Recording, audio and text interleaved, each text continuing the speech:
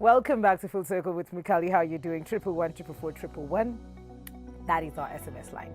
Send in your questions. We're talking matches, books on Book Circle today. We have the book Sprout, The Journey of a Dreamer. This is a book by Benihin Walubengo. Na amekuja amevaa merchandise, my friends. Suti leo hakuna. So at the back of this book, it says, this book opens up to a world of a 19-year-old boy with a dream to rise above limits that have been in the environment of learning, making use every chance he has in life to chase a dream he has believed in. He describes his life lessons that he has learned as a young person through biblical examples, his own life story, and the stories of other people he admires and looks up to. So it's full of experiences, yours and others. Yes. And your interactions with them. Exactly. I just sat down and I thought, they have told you, like, every day is a page. Yeah. So in every experience, there's always something to learn. Mm-hmm. There's a day when I was in Form 3. Mm-hmm. It was a business exam. And so a friend of mine came and told me, leo nani ndiye anaingia na textbook. You know, we used to cheat in business. Juu ukipita business, when you get 90, you used to be given 1,000. So that 1,000 kila mtu alikuwa adai. Okay. So I told him, leo mimi ndo naingia nayo, because the other exams ni alikuwa ameingia nayo. So now I went in the exam room and sat on my textbook. Then shetani tu akadanganya msee, akachukua hiyo kiti invigilator akaleta kando yangu. So invigilator akakuja akakaa kando yangu. So there's no way I could stand up and just take the textbook or do anything. So I had to sit down and just use my own brain. So I did that exam. I realized actually it was easy. Now the hardest part after the exam, the invigilator told me, now stand up and collect the papers of others. And now I'm sitting on a textbook. So I'm refusing. Mwambia hapana, mi sijamaliza. Then she took my paper and said, but you've answered all the questions. And I told her I'm proofreading. So she told me, okay, I've given you 2 minutes. So I'm there trying to proofread. Anyway, I just decided to stand up. So when I stood up, I collected the papers, then gave out, and I went outside. So where's the book? So I came back now, I never found the book. So I knew, she has taken. And she was the teacher on duty that day.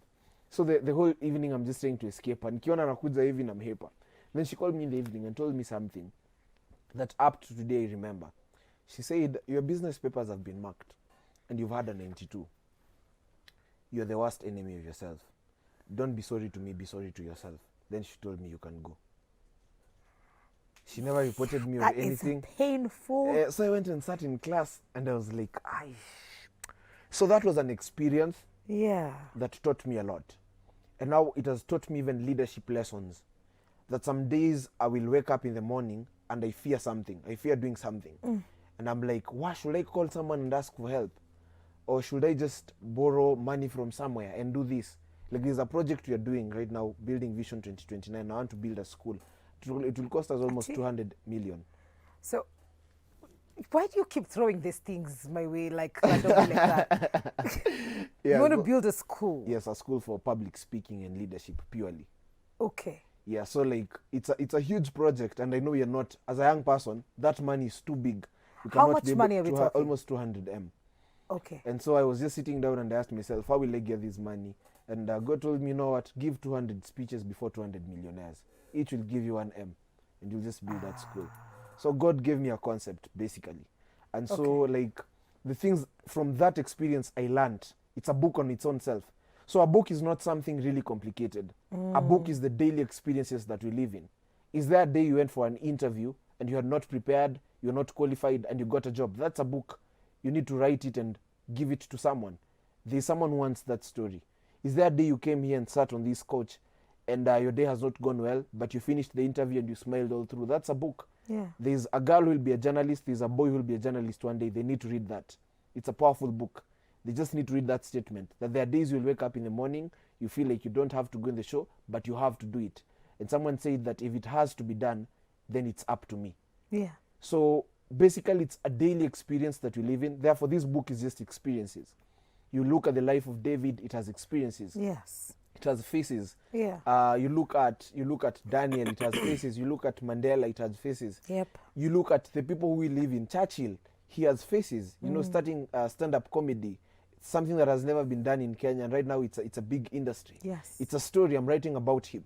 I just went and sat down, watched all his YouTube clips, and sat down to write about this guy. The lessons we learned from this guy. It's called Faces and Races. Wow. So like you just sit down and look, analyze. Then you look at Churchill, look at also now your life as a young person. We as young people pass through a lot that people don't know. And there's a book I'm writing right now on relationships. These two small relationships that we go. And you what? Yes. Why are you calling them two small You relationships? see, because sometimes you're not sure how it will That end is- up. Well, it is. I think it's on all levels. It's not Yes, just character when you're- development, Yes. and all that. So like I'm writing the book is called The School of Relationships. Okay. Because there is a school that you go through, and that one is a school on its On own its level. own, that's yes. true. So it's a book for young people in primary school, in high schools. It's a book that they can read and really connect with. Yeah. You know, even the seasons that we live in, they Yes. have faces. It's not Exactly. winter all long.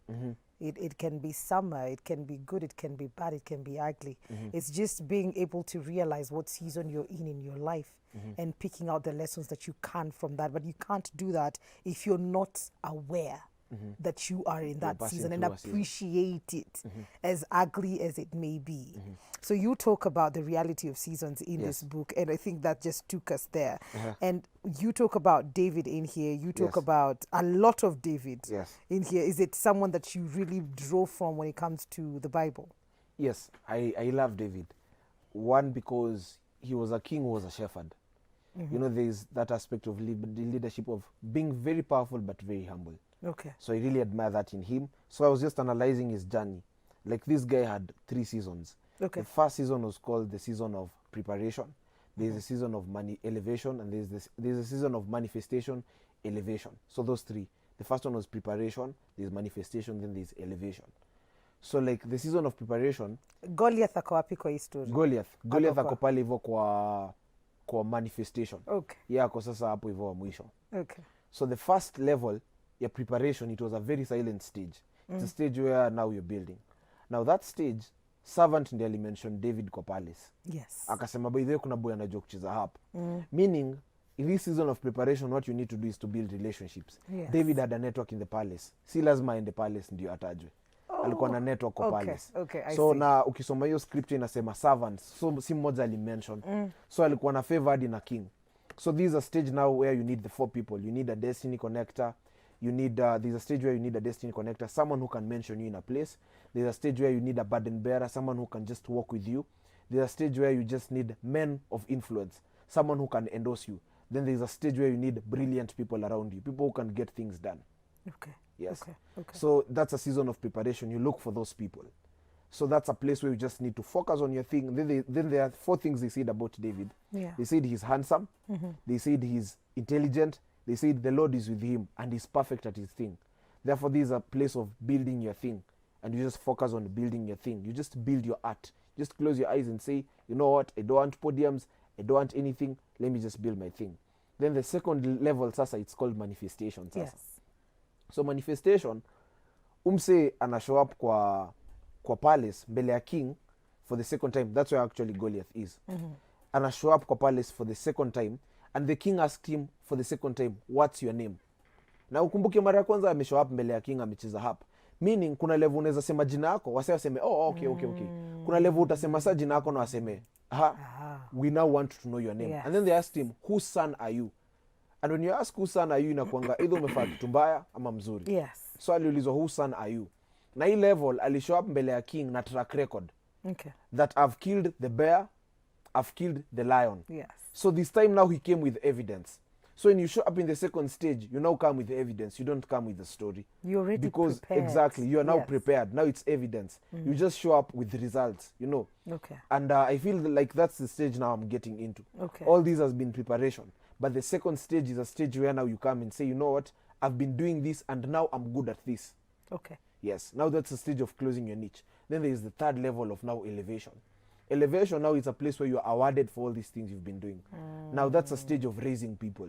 Okay. That's now not a stage of yourself. Yes. There's a high peak of success that people hit. And that high peak of success, it's a place of holding people. Jutaboeka. You'll have money, you'll have buildings, you'll have everything. But there's no one you've held. But at that level, what now gives your heart happiness is now seeing other people rise. Okay. So that's a stage now of holding people. So now I just underwent that thought, and then nikakaa chini, nika meditate, then I wrote now this. those 3 stages of life, those seasons. Okay, we have a couple of questions here Yes. for you. Mwikali, we can get a bit of his early. Can we get a bit of his early life stages? That what sets his foundation, and I believe more has been drawn from the early life. So I think the question here is, what was your early My childhood. childhood? Yeah, what was it like? My childhood was powerful, Maze. I just admire my childhood. First, I was born in Western, in a place called Bungoma. BG. Bungoma County, Maze. So my shosh was a pastor, Okay. Pastor Lois. Both of my shoshos were pastors. Okay. And my grandfather was used to work in the judiciary. Okay. Now, when I grew up in that place, I was a very dramatic child, vituko tu, kukimbia kwa mvua, vitu kama hizo, kuchapwa. And my mom was a teacher. At that time, my dad was a cop. And all of them were disciplinarians. My sister was also a deputy parent. She's called Sharon, our firstborn. And I'm the last born and the only boy. Yes. So yeye alikuwa deputy parent kivyake, anani discipline.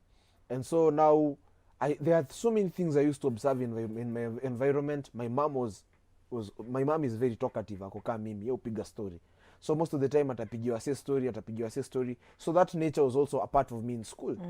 So now nikienda shule ndapigiwa say story, and I loved current affairs. My dad always made sure that there are newspapers in the house. Okay. So I knew all the ministers in the government. By the time I was in class 3, I would mention all of them, the AG, the United Nations officials and such. I love just information. And then we later relocated now to Nairobi. So life was a bit hard transiting. Juu tulikuja nai sikuwa najua vitu most. Then I went to St. Scholastica's primary. And the first day they asked me, kwenyu ni wapi? Basi kipeleka wase home. Nikasema kwetu ni Nairobi. Juu mimi kwa najua tuko Nairobi. You guys were laughing at me and I don't know why they Did were I laughing. just do that as well? So I don't know why you guys were laughing. Then I enrolled for taekwondo classes. So wase wakinicheka mimi nilikuwa nawachapa tu. Nawachapa mazee. So most of the time I will always be in trouble. Mara umechapana, mara noise making, just in trouble. And then I was also not very good at assignments. Okay. But the good thing is that anytime nilikuwa na show up class, teacher akiulizia assignments, na anaanza kumpigia story. Naambia teacher uliona Monday hii ni ya politics. So anafurahi, anasawadi story assignment sasa. So it was a tactic that I survived with throughout even my primary and high school. High school mimi sikuwa na notes. Lakini mmoja akikuja hivi naanza kumpigia story akiwa hapo. So by the time anafika, anasema, wewe Benihin, anaenda anaangalia mwingine sasa. So like I just loved stories, Then now, a part of my childhood now in class 8, class 7, my mom started taking me at the library. Na nikienda library, sikuwa nasoma books zenye nafaa kusoma, course book. Mimi nilikuwa naenda nasoma books za Mandela, Malcolm X, but sikuwa namaliza. Nenda naangalia picha for a very long time. So I used to go with the scissors, nakata hizo picha. Hizo ni vitabu za library. Nilikuwa nakata hizo picha naenda nazo to home. So I had the pictures of Malcolm X, Muhammad Ali. There's a powerful quote I read by Muhammad Ali. It says, service is the rent you pay here on earth for your room in heaven. Oh. So I used to put those 2 pages, those to ninis. And now, then later on, we could go to church. I grew up in church, cleaning up the church, Nairobi Grace Chapel, my spiritual father called Pastor Martin. So I could just go to church, to kiswip church, nini. So I would ask for opportunities in church to give speeches. Like 3 minutes, 4 minutes, I will be given. And you see our church had like 600 people. And at that time, it was a powerful thing, maze, as a child, sana kupigia makofi. And I would just speak about random dreams. I want to be a president. Wasa napiga makofi. And those claps would inspire me. Like next Sunday, I'll prepare a speech again. I'll go read Miles Monroe. Niseme ndanza na hii quote. Nikishasema hii quote, ndasema hii story. Then nikishasema hii story, ndafunga tena na hii quote. Alafu niwape story yangu moja na nikae chini. Then guys are clapping. So that influenced my childhood. So now I would sit back, listen to speeches. Then when I go back to school, I was now appointed prefect. Okay. As a way of controlling me not to make noise. Did it work? Yes, it worked. Okay. Just ukiwa class prefect, ukipigiwa say story, wewe ndo tuambia bado keep quiet. So uta control. So I had to do group discussions because I just want to make noise, Then now what influenced my life, there's a time I went to JKIA and Joho was passing. We were taking my mom to go do something outside the country. Then Joho and Alikiba were passing by. I was with my sister and with a friend of mine called Tobias. So as Joho was passing, beshte yangu akasema ndio huyo Alikiba, yeye alinotice Alikiba, mimi nilinotice Joho. So nikasema mimi naenda kumsalimia. Then my sister akasema, sasa we nawe usiende, unajuaje security watakusukuma, usiende. Then me, I went. And I said, hi, Joho. My name is Walubengo. I've watched you on TV. I don't want to take your number. I will be president one day and I will work with you. So just shika tu jina yangu. Then I went. Then I went to church and said that story. So from that time onwards, something burned in my heart. Yes. That you should never stop. If you see something, you just do it. Do it. Yeah, just do it. Oh my God. And I'm being told we have like a minute to go. And I have a question here. What is the range of price for publishing a book? Well, it depends with how many copies you want. Okay. Like for around 800 copies inaweza cost kitu ka 70k hapo hivyo. And also it depends with the quality, historiographic, so it depends. But if you have something like 40k, where's hadi na 30 copies? Okay. This thing, wasi exaggerate, begin from somewhere. That's the only thing. Just people start. will give you a chance to start from somewhere. Like my publisher gave me a chance to start from somewhere. Okay. Yeah. You ende mtu mataku. Usiende wase wa bigi ati watu wenye washa invest. Anzia mse mwenye ameanza, jue pia unaanza. Grow na yeye. Okay. Yeah. Hi Mwikali, it's Emmy Ambitious. I am 19 years and I believe I can write too because I once wrote a book about lost love, but sikumaliza. What would one do to refresh the urge to write? You have in 3 like things. 30 seconds. You have 3 things. A book needs a pen, it needs a story, it needs your mind. You have those 3 things. Write it. Recharge, restart. Hi Mwikali, I'm also talented in writing, but I have no one to work with. Can you hook me up with him? Yeah, sure, no problem. How can they get in touch with you? 07. Did you say communication? 07 75 976 643. That's my number. 0775 976 643. Okay, SMS ya mwisho. Wow, I'm Malaika from West Pokot and I'm a poet. I love the way Full Circle is. Uyo boy amenijenga sana. Big books. Up. Tunapatiana vitabu. Tunapatiana vitabu mbili. And I will let you know after this very short commercial break how you can get a book. He particular one. Ya Benihin. Sawa sawa. After this break, let's pay our bills. We'll be right back.